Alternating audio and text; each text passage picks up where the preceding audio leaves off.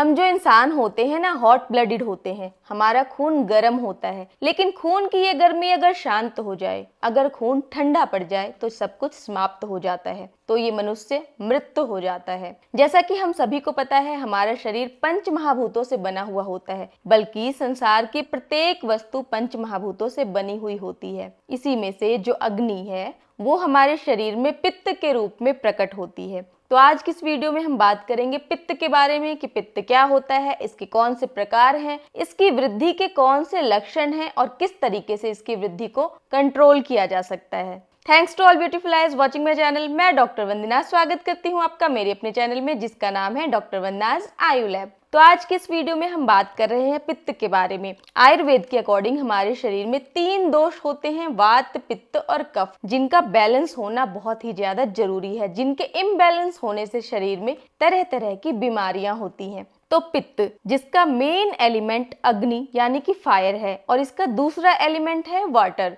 यानी कि पानी। आप इस तरीके से समझ सकते हैं कि पित्त एक लिक्विड फायर की तरह है, जैसे कि ज्वालामुखी का लावा। ये सिर्फ एग्जाम्पल है ताकि आप समझ सकें। तो जो पित्त है वो 5 प्रकार का होता है। नंबर 1 पर आता है पाचक पित्त, यानी हमारी डाइजेस्टिव फायर, जो कि खाना पचाने में हेल्प करती है। नंबर 2 पर है रंजक पित्त। जब हम खाना खाते हैं तो उस खाने से जो रस निकलता है उसको ब्लड में जो कन्वर्ट करता है वो है रंजक पित्त। तीसरे नंबर पर आता है साधक पित्त, जो कि हमारे हृदय में निवास करता है। 4th नंबर पर है आलोचक पित्त, जो कि हमारी आंखों में रहता है। और 5वें नंबर पर है भ्राजक पित्त, जो कि हमारी स्किन यानी त्वचा में रहता है। ये पित्त जब अपने प्राकृतिक रूप में रहता है तो शरीर का पोषण करता है, लेकिन जब ये विकृत हो जाता है तो शरीर में तरह तरह की बीमारियां होती हैं। आज की इस वीडियो में हम पित्त वृद्धि के बारे में बात करेंगे। तो सबसे पहले समझते हैं कि पित्त वृद्धि के कौन से कारण होते हैं। तो अब अगर भोजन की बात करें तो आयुर्वेद के अकॉर्डिंग कटु, अम्ल और लवण। कटु यानी तीखा, जैसे कि मिर्च, अम्ल यानी खट्टी चीजें और लवण यानी नमकीन चीजें। इन रसों के भोजन का अगर हम ज्यादा सेवन करते हैं तो इससे शरीर में पित्त की वृद्धि होती है। इसके अलावा जो विदाही यानी कि ऐसी चीजें जो शरीर में जाकर जलन पैदा करती हैं, उन चीजों के सेवन से भी पित्त की वृद्धि होती है। तिल का अधिक सेवन करने से, दही का अधिक सेवन करने से भी पित्त की वृद्धि होती है। जो लोग मदिरा यानी शराब का ज्यादा सेवन करते हैं उससे भी पित्त की वृद्धि होती है। इसके अलावा धूप में ज्यादा घूमने से और उपवास यानी फास्टिंग ज्यादा करने से भी शरीर में पित्त बढ़ता है। बहुत ज्यादा गुस्सा करने से और बहुत ज्यादा सेक्स करने से भी पित्त की वृद्धि होती है। इसके अलावा पित्त की वृद्धि के कुछ प्राकृतिक कारण होते हैं, जैसे कि सुबह 10 बजे से लेकर दोपहर के 2 बजे का जो टाइम होता है वो पित्त का काल होता है। इस टाइम पे प्राकृतिक रूप से हमारे शरीर में पित्त बढ़ा हुआ होता है। इसी प्रकार से मध्य रात्रि में भी पित्त का काल होता है, तब भी हमारे शरीर में प्राकृतिक रूप से पित्त की वृद्धि हो जाती है। अब सीजन की बात करें तो जो वर्षा ऋतु है वो पित्त के संचय का काल है, यानी उस टाइम पे हमारे शरीर में पित्त बढ़ रहा होता है, वो इकट्ठा हो रहा होता है। अब ये जो पित्त वर्षा के मौसम में हमारे शरीर में बढ़ता है, शरद ऋतु यानी जो विंटर का स्टार्टिंग का टाइम आता है उस टाइम पे ये प्रकुपित होता है, यानी वर्षा में जो संचय हुआ, इकट्ठा हुआ, शरद ऋतु में जाकर हमें उसका इफेक्ट दिखाई देता है। इसके अलावा जब हमारे शरीर में भोजन का पाचन हो रहा होता है उस टाइम पे भी नेचुरली तौर से हमारे शरीर में पित्त बढ़ जाता है ताकि उस भोजन को पचाया जा सके। अब बात करते हैं कि शरीर में पित्त वृद्धि के कौन से लक्षण होते हैं। तो पहला लक्षण आप सभी को पता है कि शरीर में हीट का बढ़ जाना। जैसे बहुत सारे लोग कहते हैं मुझे शरीर में बहुत ज्यादा हीट महसूस होती है। अगर आपकी बॉडी में कहीं पे भी जलन है, आपकी त्वचा में जलन हो, आपके पेट में जलन हो, आंखों में जलन हो रही है, सीने में जलन है, तो ये पित्त वृद्धि का लक्षण है। अब इस बढ़ी हुई हीट के कारण क्या होता है, बॉडी का टेम्परेचर भी थोड़ा सा बढ़ जाता है, पसीना भी काफी ज्यादा आता है और पसीने में काफी बदबू आती है। अब इस बढ़ी हुई हीट के कारण ही गला भी बहुत सूखता है, प्यास भी बहुत ज्यादा लगती है। अब क्योंकि जो पित्त है वो बढ़ा हुआ है, तो पाचक पित्त जैसा कि मैंने बताया, पेट के अंदर भी पित्त बढ़ा हुआ है, तो इससे भूख भी बहुत ज्यादा लगती है। इसके अलावा कहीं भी आपको लाल रंग दिखे, लाल रंग जैसे कि अगर आपके स्किन पर रैशेज हो रहे हैं, अर्टिकेरिया हो गया है, कोई फोड़ा फुंसी निकला है जो कि लाल रंग का है, तो ये पित्त वृद्धि का लक्षण है। इसके अलावा अगर ब्लीडिंग हो रही है, जैसे नाक कान मुंह से खून आ रहा है, या फिर पीरियड्स में जिसको ज्यादा ब्लड आता है, या फिर किसी को पाइल्स की समस्या है, लैट्रिन के रास्ते से खून आ रहा है, तो कहीं से भी खून आ रहा है या फिर रेड कलर के रैसेस हैं तो इसका मतलब भी है कि पित्त की वृद्धि हुई है। इसके अलावा पीला रंग दिखे, जैसे कि पीलिया, अगर किसी को पीलिया की शिकायत है या फिर आपको कोई फोड़ा फुंसी ऐसा है जिसमें पीले रंग का मवाद भरा हुआ है तो ये भी पित्त वृद्धि का लक्षण है। अब इस पित्त वृद्धि के कारण जो लोगों के बाल होते हैं वो भी जल्दी सफेद होते हैं, चेहरे पर पिंपल्स और पिगमेंटेशन की समस्या भी ज्यादा देखी जाती है। पित्त वृद्धि के कारण गुस्सा भी बहुत ज्यादा आता है और इरिटेबिलिटी, चिड़चिड़ापन भी रहता है। जो नींद है वो भी कम आती है, जो नींद है वो वात वृद्धि में भी कम आती है और पित्त की वृद्धि में भी कम आती है। अगर पित्त बहुत ज्यादा बढ़ जाए, इन एक्सट्रीम केस बेहोशी भी हो सकती है। तो अब हम बात करेंगे पित्त वृद्धि के कौन से उपाय हैं। तो इसके लिए सबसे पहले तो जो आपको कारण बताए गए हैं उन्हें आप अवॉइड करेंगे। आप ऐसी चीजों का सेवन कम करेंगे जिससे शरीर में पित्त बढ़ता है और ऐसी एक्टिविटीज को भी आप कंट्रोल में रखने की कोशिश करेंगे। अब जैसा कि मैंने बताया, कटु, अम्ल और लवण रसों का सेवन करने से शरीर में पित्त बढ़ता है। उसी तरह से अगर आप मधुर, तिक्त, कसाय रसों का सेवन करते हो तो इससे पित्त कंट्रोल में होता है, शामित होता है। मधुर यानी मीठे रस वाली, तिक्त यानी कड़वी जैसे कि करेला, और कषाय यानी कसैले रस वाली, इन रसों वाले भोजन का सेवन करने से शरीर में पित्त शामित होता है यानी रिड्यूस होता है। इसके अलावा आपको विरुद्ध आहार का सेवन नहीं करना। विरुद्ध आहार यानी दो ऐसे फूड आइटम्स जिनको जब साथ में कंबाइन किया जाता है तो हमारे शरीर को नुकसान पहुंचाते हैं, जैसे कि दूध के साथ नमक का सेवन नहीं करना चाहिए, मछली के साथ दूध नहीं लेना चाहिए। जब हम शहद को और घी को बराबर मात्रा में मिलाते हैं तो वो भी विरुद्ध आहार बन जाता है। शहद को गर्म नहीं करना चाहिए। जी हाँ, आप में से काफी सारे लोग हो सकता है कि वेट लॉस के लिए गर्म पानी में शहद मिलाकर पीते हैं, लेकिन आयुर्वेद के अकॉर्डिंग ये विरुद्ध है। अगर आपको शहद लेना है तो आपको क्या करना है, पहले पानी को गर्म करना है, अच्छे से बॉईल करना है। बॉईल करने के बाद उसको ठंडा होने देना है। जब वो पानी ठंडा हो जाएगा तभी आप उसमें शहद मिक्स करें और उसका सेवन करें।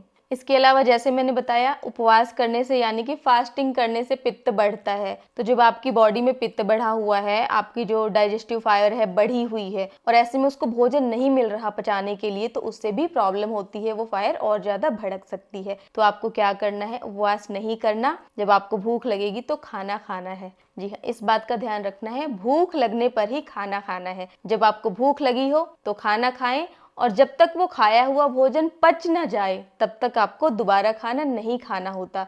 अगर आपको भूख लगी हुई है तो उसको सप्रेस करने की भी कोशिश ना करें। आपको जितनी भूख हो उतना ही खाना खाना है। भूख से बहुत ज्यादा खाना खाने से या भूख से बहुत ही कम खाना खाने से भी पित्त की वृद्धि होती है, तो आपको ऐसा नहीं करना। जो भी पित्तवर्धक आहार, जो गर्म तासीर की चीजें कही जाती हैं, वो सब आपको अवॉइड करनी है। जो ठंडी तासीर की चीजें होती है ना, वो आपको खानी है। रात को देर से खाना नहीं खाना, आपको 7-8 बजे तक खाना खा लेना है।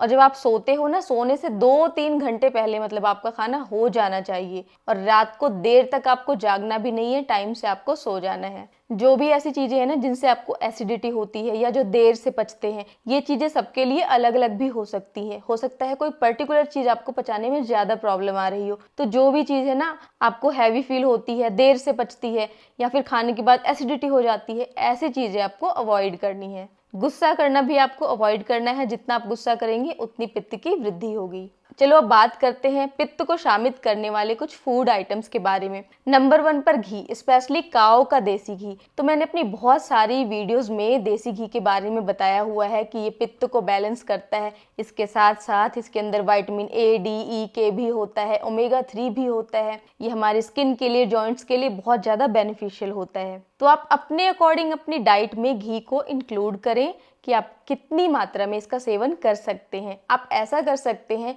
कि जो आपके भोजन में ऑयल है, तेल है, उसको आप कट डाउन करें, रिड्यूस करें और उसकी जगह आप घी को शामिल करें, बढ़ाएं उसे। दूसरा है कोकोनट वाटर। तो फिर कोकोनट वाटर हो या फिर कोकोनट हो, नारियल का टुकड़ा हो, दोनों ही बेनिफिशियल है। आपको जो भी मिल सकता है आप उसका सेवन करें। जिन लोगों के पैरों में, काफ मसल्स में पेन होता है ना, उन लोगों के लिए भी नारियल पानी बहुत ज्यादा फायदेमंद है। तो जो नारियल पानी है वो गर्भवती महिलाओं के लिए भी बहुत ज्यादा बेनिफिशियल है। तो नारियल पानी की क्वांटिटी तो देखो आप अपने अकॉर्डिंग पी सकते हो। 1 या 2 नारियल डेली आप ले सकते हो। हालांकि बहुत महंगा होता है और डेली हम अफोर्ड नहीं कर पाते। तो अगर आप नारियल का एक टुकड़ा भी डेली खाते हो वो भी बेनिफिशियल होता है। तो नारियल का जो टुकड़ा आपको खाना है, सूखा नारियल नहीं खाना। एक तो होता है सूखा मेवा और एक होता है फ्रेश जो हम पूजा में चढ़ाते हैं, जिसे हम फोड़ते हैं। तो उस नारियल फल के टुकड़े का आप सेवन करें। तीसरे नंबर पर है बेसिल सीड्स यानी सब्जा।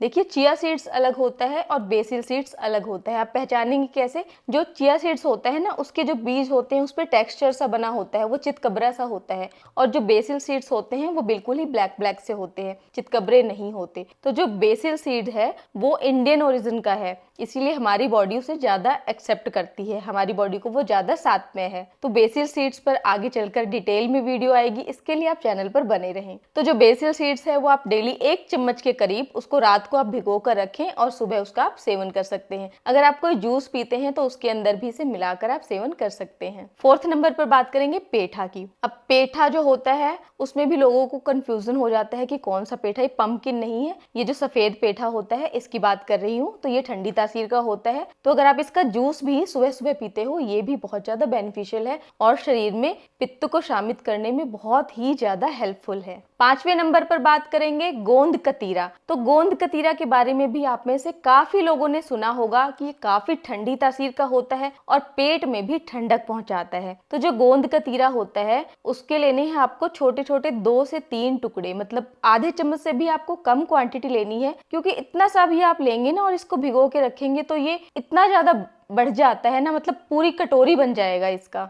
तो अगर आप कोई जूस पीते हैं, जैसे आंवले का जूस पीते हैं, तो इसके अंदर आप ये जो भीगा हुआ जो फूल के बन गया, इसके 2-3 चम्मच मिक्स करके आप पी सकते हैं, ये भी बहुत ज्यादा बेनिफिशियल है। अब आंवले की बात आई है तो आंवले को कैसे छोड़ सकते हैं, क्योंकि लगभग हर वीडियो में मैं आंवले के बारे में बात करती हूँ और आंवले की बहुत ज्यादा तारीफें करती हूँ, क्योंकि जितने भी फ्रूट्स हैं उन सभी में ये बेस्ट है, ये बेस्ट रसायन है, यानी एंटी एजिंग प्रॉपर्टीज रखने वाला बेस्ट फ्रूट है। साथ ही साथ ये तीनों दोषों को बैलेंस करता है, तो आंवले का सेवन भी आप जरूर करें। इसके अलावा मुनक्का यानी जो काले रंग की किशमिश होती है, हालांकि हर तरह की जो किशमिश होती है वो ठंडी होती है तासीर में, लेकिन खासकर जो काली वाली किशमिश होती है वो ज्यादा बेनिफिशियल होती है। तो आप 8 से 10 किशमिश अगर रात भर भिगो के रखते हैं और सुबह उसका सेवन करते हैं तो ये भी बहुत ज्यादा बेनिफिशियल है। अब अगर इनके अलावा आप कोई भी फल खाते हैं तो आपको क्या ध्यान में रखना है कि फल अच्छी तरीके से पका हुआ हो। जब वो फल कच्चा होगा, उसमें खटास ज्यादा होगी तो वो पित्त को बढ़ाएगा। इसके विपरीत अगर वो अच्छे से पका हुआ है, उसका जो रस है वो मधुर ज्यादा है, तो वो पित्त को शामित करेगा।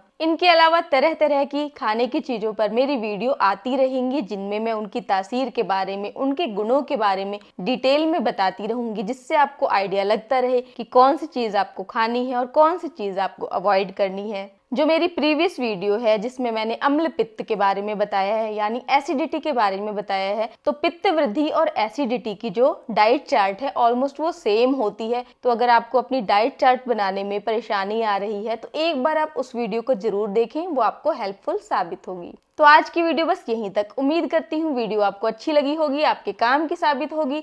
अगर वीडियो अच्छी लगी हो तो लाइक कर देना। ऐसी ही और वीडियोस के लिए subscribe to my channel. Stay healthy and keep glowing.